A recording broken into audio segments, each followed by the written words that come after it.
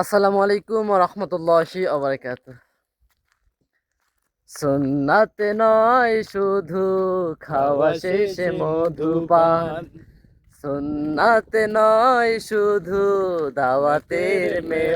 মেহমান। আরো কিছু সুন্নাত সুন্নাত আছে আছে তুমি তুমি জানো জানো কি? কি? জানলেও জানলেও জীবনে জীবনে কখনো করোনা তা তা মানো মানো কি? কি?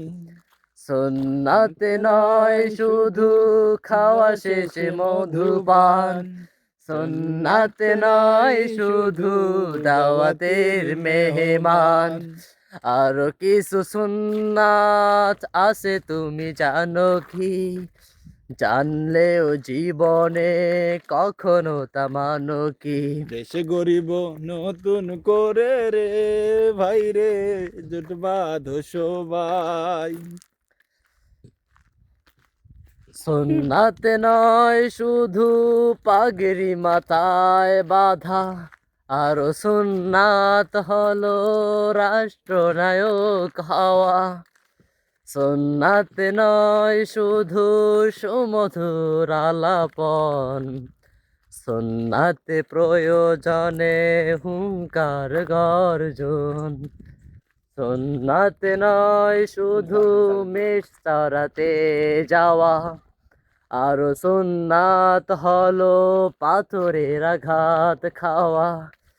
সুন্নাতে নয় শুধু সুমধুর আলাপন, সুন্নাতে প্রয়োজনে হুঙ্কার গর্জন। সুন্নাতে নয় শুধু নির্জন ধ্যানে যাওয়া, আরো সুন্নাত হলো রাষ্ট্রনায়ক হওয়া। মহাব্বতে তার সুদিনের সাথী তুমি, হামজার মতো তার পাশে থাকো কি? আরো কিছু সুন্নাত আছে তুমি জানো কি? জানলেও জীবনে কখনো তা মানো কি? সুন্নাতে নয় শুধু সুমধুর আলাপন, সুন্নাতে প্রয়োজনে হুঙ্কার গর্জন। কথা বলেন ঠিক কিনা? সুন্নত আমরা শুধু সেগুলোই মানার চেষ্টা করি যেগুলো মানলে আমাদের কোনো ক্ষতি হয় না, আমাদেরকে সকলে বাহবা দেয়।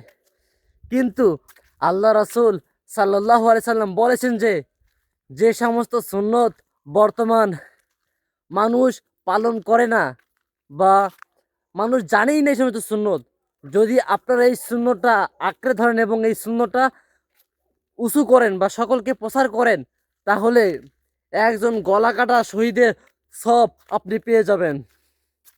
সরি, ৭০ জন গলা কাটা শহীদের সওয়াব পাবেন। তাহলে কত বড় কথা বলছেন আল্লাহ রাসূল সাল্লাল্লাহু আলাইহি সাল্লাম। আর আমরা যেগুলো সুন্নত মানলে সকলে আমাদেরকে হাদিয়া তহফা দেয়, সেগুলো সুন্নত মানি। যেগুলো মানলে জেলে ভরে, ফাঁসিতে ঝুলায়, ওগুলো আমরা কখনোই মানি না, মানার চেষ্টাও করি না। কেন ভাই? আমি প্রশ্নটা ছুড়ে দিলাম আপনাদের জন্য সবাইকে। কেন?